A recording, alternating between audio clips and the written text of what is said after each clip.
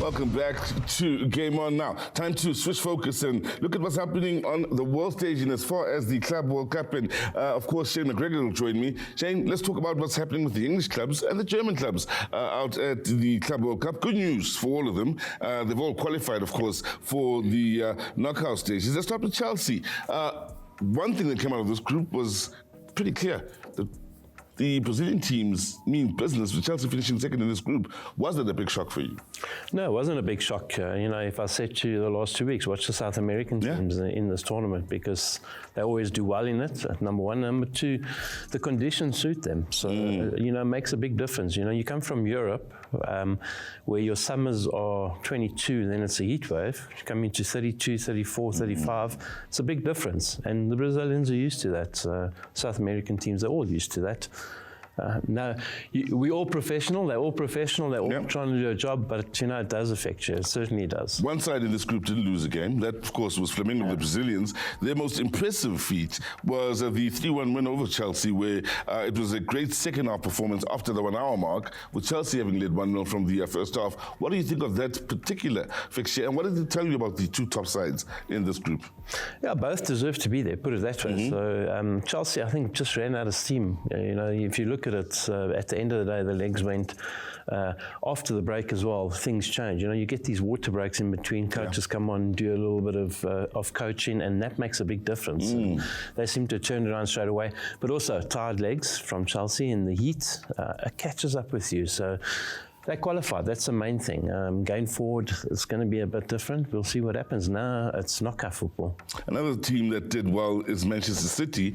Opening 2 games, they made a statement. They won both games, relieving pressure into going into the toughest game in the group against Juve. But let's talk about the start they made and how impressive they've been in just starting and getting out the blocks and securing a knockout spot earlier.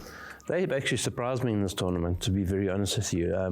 After the season they had, I didn't expect them to be starting like this. New players, new blood. You've got players coming back from injury, all that type of thing. It makes a huge difference, and you can see this is a good tournament for them. They could go very close. When I say very close, they obviously might get to a semi-final, final, but still a lot of hard work to go ahead. But I've been impressed by them. Let's move over to the German teams.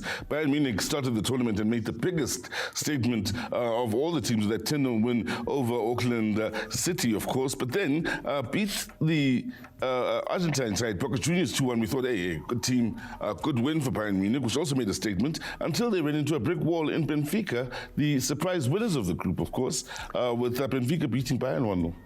Yeah, it's one of those games where, unfortunately, they couldn't get over the line. They couldn't get the ball in the back of the net. It was they had qualified. So for them, I think it was a little bit of taking off. They did rest a lot of players. We've got to have a look at that. They basically played a second team in that game to give everyone a chance, I suppose, but also to rest the players because of obviously the conditions. So no surprises there. But they're a team to watch out for, and they've got a couple of players that want to go out on a high. There's a couple of players leaving that they've brought down for this tournament. Muller's one of them. They're a team to watch out for. A very sentimental team. They do that with their players. How many other teams would have done that? Like Man City, left Grealish behind, left a few players behind. So and still making a statement. Still making a statement. Another good piece of news for the Germans was Dortmund. Started off tough game against the side from Brazil, Fluminense, which we expected. No scoreline there. But looked to get better as the tournament went along, and very nearly ran into a stumbling block in Mamelodi Sundowns, putting up a fight that I think won over hearts of many of the international viewers.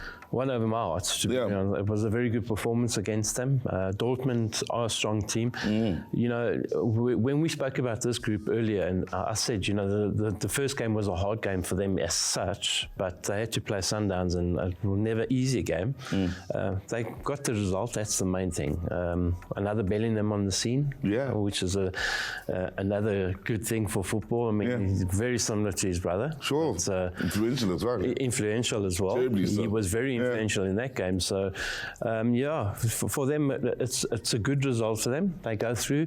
You know, they're a team that they had the momentum going into this tournament, and you could see they've had a couple of changes. So it bodes well for their season for next year, you know. But whether they can go much further, I don't know. I don't know if they're going to make it to the semis, but a very good performance nevertheless. Well, now we look forward to the knockout stages, but before we do that, before we talk knockout stages, which of course we'll get into next week once things start to pan themselves out, I want to look at, you spoke about next season with regards to Bayern and the end of last season. Let's face it, at the end of last season, there wasn't much of a gap until this tournament started. So things sort of moved into this tournament in one seamless stream. But how does it affect preps for next season?